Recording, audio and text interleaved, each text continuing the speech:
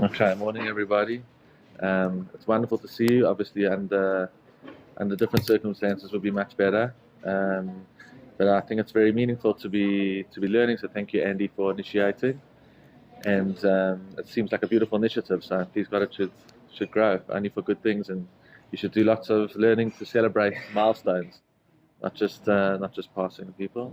Firstly, I want to mention Merle, Gavi's grandma, a very very special holy grandma. Was very very connected with Gavi. Just nothing too big or too small, and really supported him and held him, and had a beautiful relationship. So it's in your honor.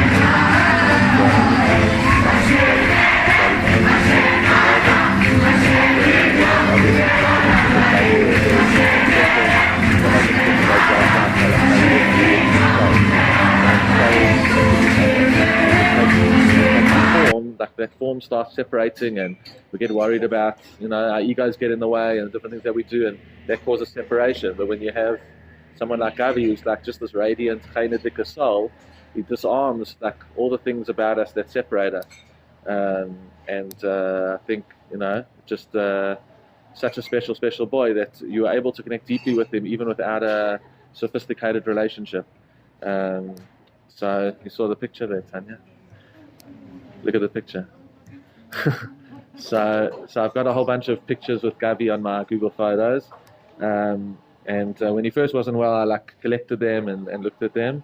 And this was a picture, must have been on Purim, where with Rabbi Tanza, and I guess we're learning also in his legacy this year takes place. So I thought it was a special picture, and I've got lots of pictures with Gavi and Rafi together. Each year at camp, we would somehow meet in the same spot for 3 years in a row, and we take this selfie with Rafi, Ilan Rabinovitz, Gavi, and who was the last one? Briesenberg. Just the four of us, right? Okay. So yeah, very special memories just with that. And okay, so let's go. So I think I was speaking over here about the roots back in Emerentia. Yeah. About our roots going back into Emerentia. That's where the Bernstein side was. So Lauren's my first cousin once removed. She's actually my father's first cousin, but her generation, she started her generation a little bit later than than my parents did, her parents. So we were always very close as cousins, and especially during our time in South Africa, we were like each other's family, very very close family. But I was thinking, yes, I was sitting with Zev Kringle came to the Shiva house. So we used to visit my aunt in this beautiful home in Emerentia, the massive garden. They were very into farming and agriculture. My cousin Roy, Gavi's uncle, learned to agriculture, I think in Pretoria. And I always said he's the only person I knew in Israel who went from being a shepherd in the hills of Judea to being a programmer in the middle of Dizengoff in Tel Aviv. That's the kind of neshama that those Bernsteins have. So they had this beautiful home in Emerentia, and we would go visit. My mom and dad would take us to go visit Auntie Margaret, my great aunt, every Sunday afternoon. We'd go and we'd have tea with them. It was very, very, very special memories. They'd have goats and ducks walking in the garden there in Emerentia. It was like a very special place. My cousin Roy had rabbits in his tiny Tel Aviv apartment. But so I was sharing it with Zev yesterday because I'll put this on record. The only way Zev got as far as he did in his accounts was that he would come sit with Lauren often, and Lauren would push him through his accounts. She'd come for his crash course, and she'd mentor him and push him through. So we knew the Kringles from Rosettenville, and then I saw Zev there one Sunday afternoon. I was 10 years old, and he turned to my parents and he said, what's Liron doing at the end of the year? He was Rosh Machane in 1995. And he said, let him come to camp in Gurim. He was Rosh Machane. So that's how it began. So I guess I owe my Auntie Margaret and the Bernsteins. That was the beginning of my story in terms of Bnei Akiva, and why I'm sitting here today. I guess in many ways. So Hakarat Tov to them in that aspect, and just to bring it all together. So the Shiur called Gavi's Glow in the Window of Noah's Ark. And we'll see here just how putting it all together. We've got until now. I don't have a 8:40. Okay, thank you. Okay, so these are so I thought the first thing would be to start off. Thanks for sparking the introduction. So the first thing I looked at was there's this beautiful term how Noach is described. The interesting thing is at the end of Bereshit, Noach is like described as being matzachen b'nei Hashem, like he finds grace in Hashem's eyes. And we know that chen, we talk about chen all the time. It's like the one word from the Torah that continues to go forward. And that's Noach, and I think Gavi was that in many ways. Like he didn't impose himself anywhere. That was one of the critiques of Noach in a way, that he didn't like go and makarev enough people and save enough people and change the world, and the flood had to happen. That wasn't Gavi's situation. He wasn't living in a mabul, but he did certainly have that chayin in terms of like just bringing grace and joy and goodness to people without forcing it on them. So that's one thing about Noach. At the beginning of Noach's parasha, that's called Noach, it describes him with two different adjectives. It says Eile told Noach. Noach ish tzaddik tamim haya b'toratav. So these are this is the line, the descendants of Noach, that he was both a tzaddik and both tamim. So I'm going to go to that at the end, where it talks about him being righteous and also like innocent and pure. We know there's this other aspect of b'toratav in his generation. Yeah, that's mine. Thanks. Thank you. So that was in his generation, and we'll take the one side of Rashi over there. Says the Midrash says that Noach in his generation was great, and if he had been in Abraham's generation, he also would have been great. And he walked with Hashem.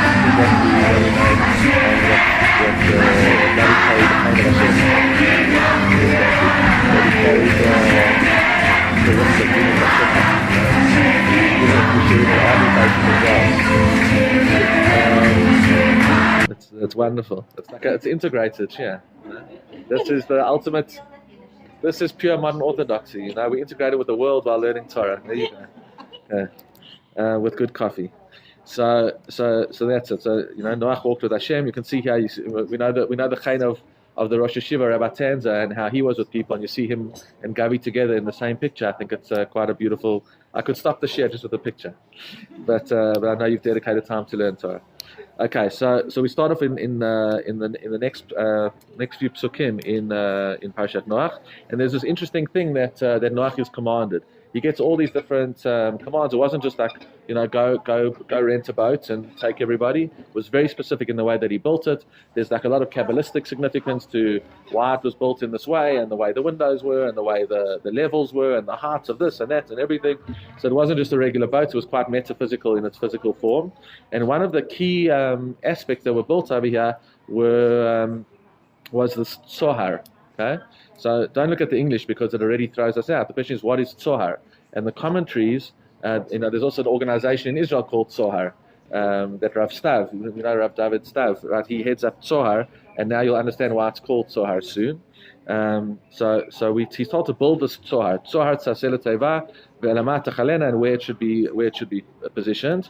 Here we already see the first explanation: make an opening for daylight in the ark. So what the translation over here calls it is an opening for daylight. That's the first translation of Tzohar. We'll see soon in Rashi, based on the Midrash, where it really comes from. I love you too. Okay. So Rashi says over here that the Tzohar Yesh Omrim. So we're going to see that there's different opinions.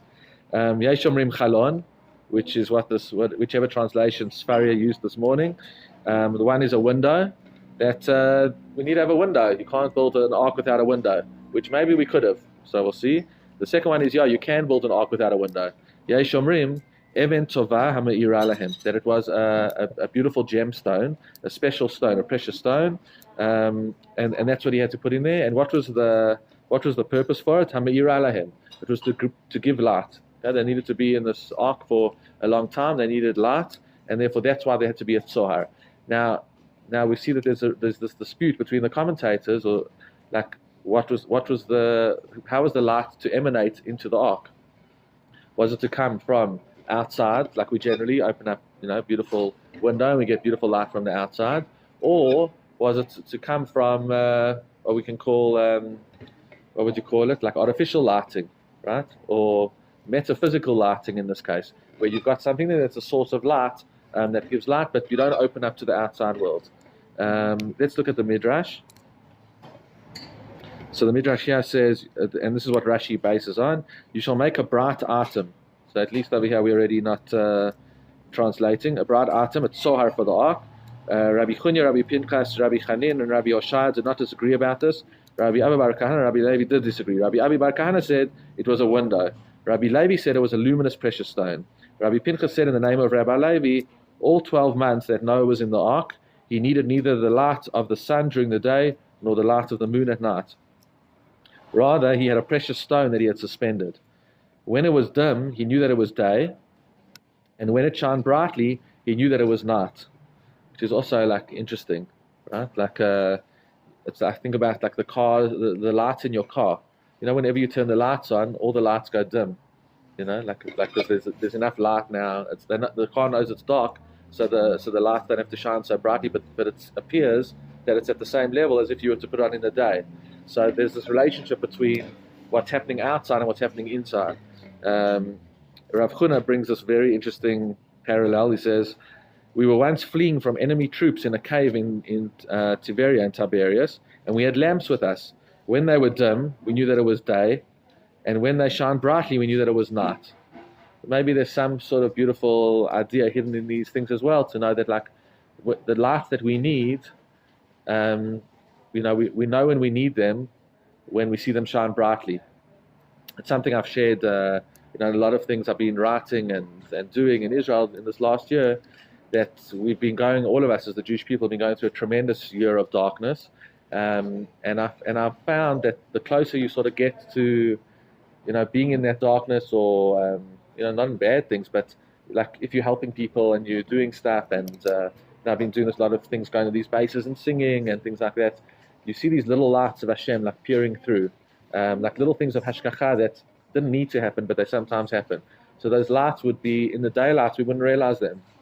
But at night time, we see the light coming through, right? Like, Gid Baboker Chasdecha, and then true Emunah really shines, Baleilot. So those are the things that happen.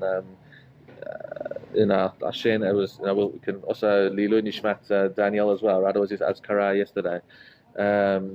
But 3 weeks ago, we went to go sing at Nachal Oz. If you follow me on Facebook, it's all going to be superfluous. We went to sing at Nachal Oz for the first time we'd ever been there.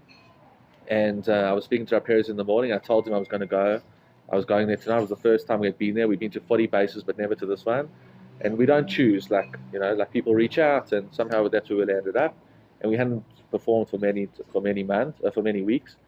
And we took time to decide where we were going to set up our tech, and where we're going to. You always have to work out. The soldiers are the soldiers. The army's the army. Like, we're going to give them music, and we have to try to work out where we're going to actually be useful over there. Like, and where we're going to be able to catch them. Like, generally, where the food is, and this and that. And eventually, we decided where we would go, and we set up the tech. And then the soldiers still hadn't come back from like the shetach and things like that. And I saw like an opening, like this opening of these walls all sort of next to each other. And I just walked in. It was like these big, massive bollards, like all put together. And I walk in. The first place I walk in, like in Nachal Oz, and I see 4 stickers: Daniel and his 3 crewmates. So this is weird, right? There's like stickers sort of all over the base. But yeah, massive, massive white wall and 4 stickers. So I take a picture and I send it to our Perez, and he writes back to me. He goes, "That was Daniel and his crewmate's room." The other interesting thing, and I shared this with some of Gavi's friends on Yom Kippur. I davened with them with the awesome student program, and I said to them, the sticker that goes around now, Daniel, is in Lo Ani Az Mi, right? If not me, then who? But the sticker that was up there was, "You'll never walk alone." Unfortunately, I'm a United supporter, but I'll put that aside.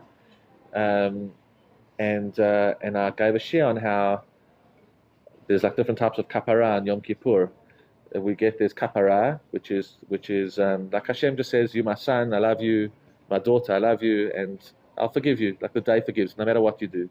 There's another thing that Rav Soloveitchik talks about, which we want tahara. Ki bayom hazeh lachaper etchem, l'taher etchem lifnei Hashem. And that's when you like completely shift yourself. You change yourself into someone else. and you do teshuvah in a way where you change your personality, you change your mode, you change your being. And that's called tahara. That's like when you purify yourself in Yom Kippur.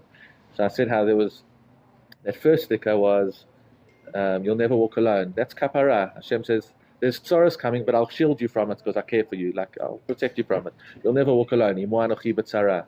The second one was, Im lo ani as me. Like, if not me, then who? Like, he changed himself, Daniel, when he had this, like, epiphany, and that was tahara.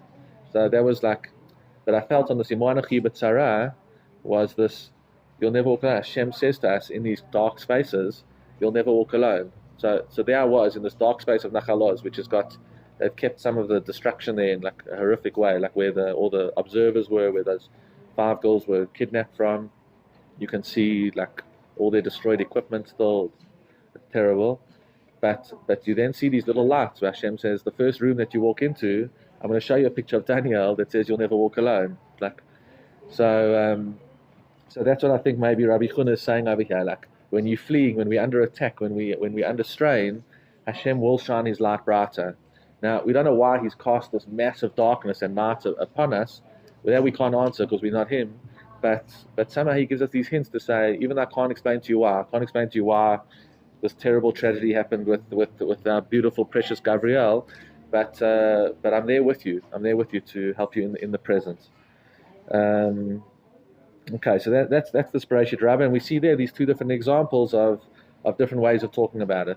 The Bartanura goes a little bit deeper. Rabbi Ovadia Bartanura from Spain, and he says Tzohar, Yesh Omrim Chalon, Yesh Omrim Even Tova Meira Lehem, like we saw. Kashem Minale, like why is it so difficult to tell the distinct, like have these 2 opinions? Yesh Lomar She'omer Chalon. So why do we have this distinction?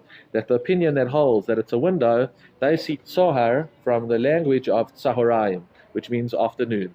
So that's the time when the sun has reached its peak, and it like shines in its full amount in the afternoon, and that's why tzohar from tzohoraim.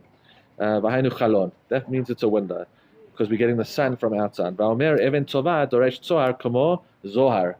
So it's like tzohar sounds like zohar. And that's shine. So it's something that's shining and glowing, and the things that glow and shine are gems. And I saw somewhere else where it says that's why the Zohar is called the Zohar, because it's like this internal gem within the Jewish people that shines the wisdom of Hashem to us wherever we are. And that was developed in a cave, right, by Rav Shimon Bar Yochai. That's where the Zohar was developed. So okay. So maybe let's go look at the Chizkuni quickly. We'll just do the English straight away. So you're to provide a means of illumination for the ark. According to most opinions, this is a reference to the window that Noach used later on to dispatch the raven and the turtle dove. So it's also a window that we look towards for hope. Right? You open it up in order to see, are we saved yet? Are we redeemed yet? During the period this window was kept closed, he suspended in that area a jewel. So now the Chizkuni is like bringing both things together, which sparkled and provided interior lighting. So he's being very practical, the Chizkuni, and he's saying there was a time in the ark when actually it was just a deluge of rain for so long. If you open up the window, you're just going to get more darkness and more wet and more sick. So you actually had to find strength within to find your illumination.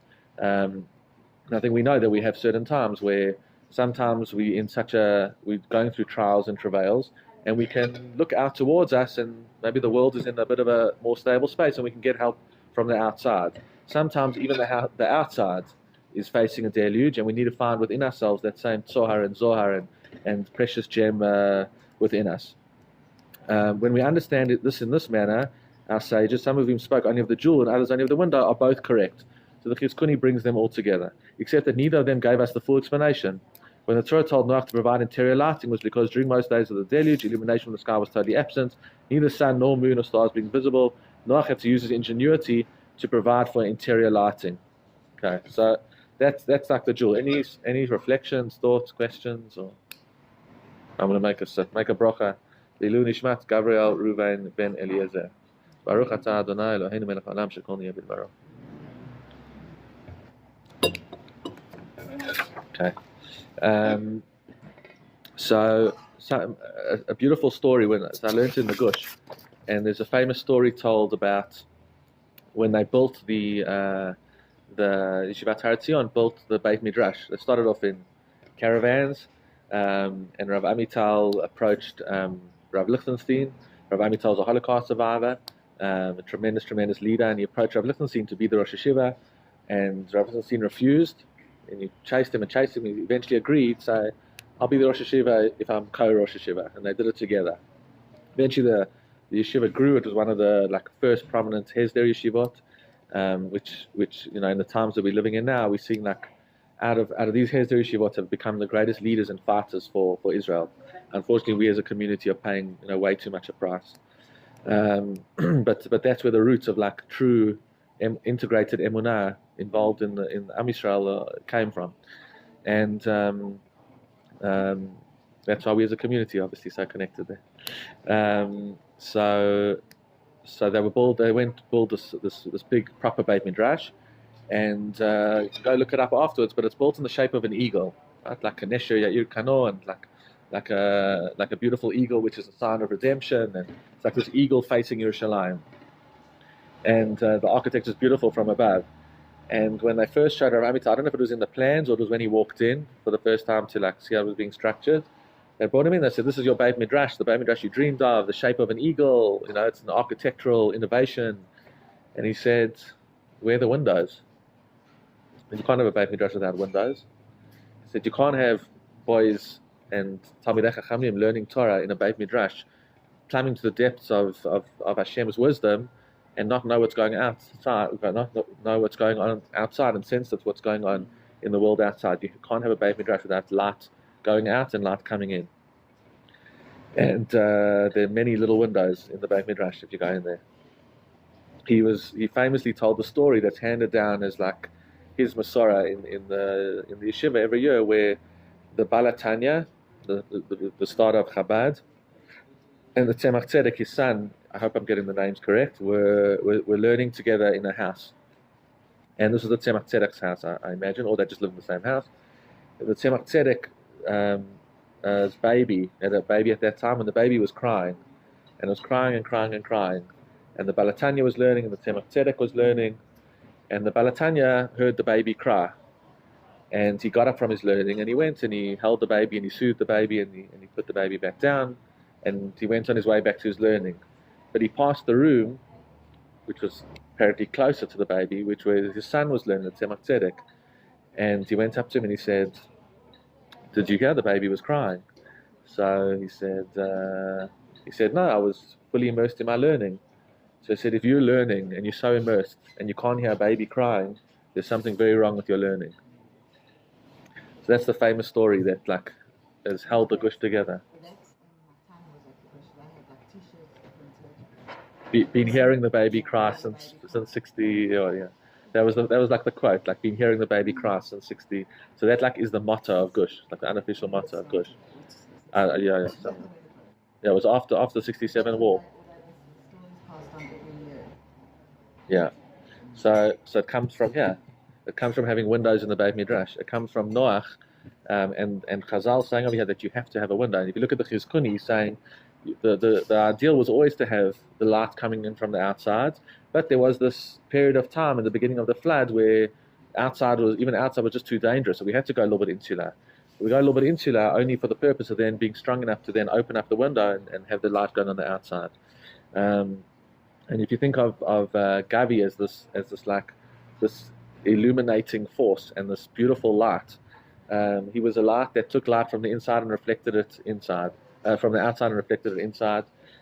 He was a light that wherever he was, even when he was in a dark space and his, external expression, his articulation was limited, he still shone light, right? And that smile was amazing. It wasn't just lots of you walk around with a happy-go-lucky smile, but it was a smile that emanated from within, and it was true, and it was authentic, and it was integrated. And he was like a little bit of a walking Tevat Noach, that when things were tough, he was able to always have that illumination for himself, for his family. We all sort of got through it, and especially his immediate family here, especially Merle, because it's hard to look after someone who's sometimes a bit miserable and who's going through what he's going through. But he made it easy, no matter what. Even when he wasn't able, when he first came out of the first accident, to speak properly and articulate, it was a privilege to just sit next to him. He just shone, and you were like, "How is this boy smiling?" How's he managed to overcome this and still smile? And because of that, he retained these friendships, and he has close friends. Rav Ranan spoke about it. We spoke to the kids at King David the other day, where Achenu was like a big song for him, and it was a big song for Lauren, especially in Benoni when they started singing Achenu, and he said his Achenu stretched across 2 years. Not most kids only have one grade, but he had these 2 grades, and that Achenu was like very wide. And that was because everybody wanted to be part of that light and touch that light. So over here, I brought this vort. I remember learning it many years ago, and it talks about like why was Noach, we saw in the beginning of the parasha, called it a tzaddik and tamim. Why was he righteous and innocent? If you're righteous, you're righteous. If you're tamim, why does he need those 2 descriptions?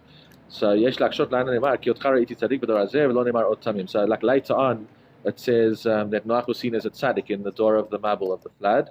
But why doesn't it say tamim afterwards? And he learns from here that Noach actually lived in 2 generations. Right? Gavi lived in 2 generations, in 2 grades. The generation of the flood was corrupt. Was corrupt on a moral level. How we told it was wrong with their generation. They were so corrupt, right, that even like the ground became corrupt, and the flood had to wash out the whole earth. So it was just this moral corruption. We know the stories of how like they would steal from each other less than a shaveh pruta, because according to halacha that's fine to steal. You don't have to return it. So the contrast to this is the concept of a tzaddik. It's good, the tzaddik runs past. So the contrast was a tzaddik, right? So when did Noach live in a different generation where he had to be in the Dora Mabul of the flood? The contrast of a time of immorality is a tzaddik, right? That's in that darkness, the light, the gemstone is a tzaddik. But he also lived in a different generation. Ve'ilu kashem shezacha Yosef l'toar tzaddik. I also thought of Yosef as well. Yosef had this face of chayin, right? He was like this beautiful countenance. So, and he was like shining, right? Kaivan shehu nizhar binyan zeh. He was that's warned, but he was a real tzaddik. Second thing, ve'ilu dor aflaga.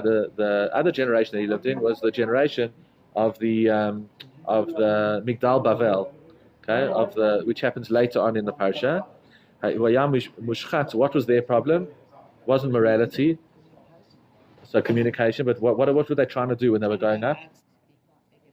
Yeah, they were trying to be better than God. They were like saying, they were the first like scientists to say, we have science on our sides and therefore we can overcome God. But what their problem was, they believed that they were like greater than God, which is different. We just kind of like steal from people. That's like, you know there's a God, but you like steal from each other in a moral way. So what's the contrast to the darkness of a lack of faith and lack of belief in Hashem? The contrast is tamim. Tamim tiyem Hashem elokecha. That you are pure and innocent with your belief in Hashem.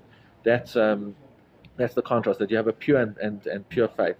Does he bring it over here?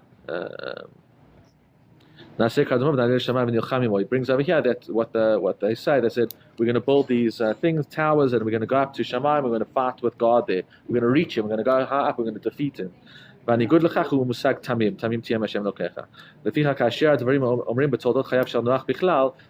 introduced to Noach in general in the beginning, we meet him as Noach ish tzaddik tamim, right? So because he holds, it's in contrast. It's how he is relative to both those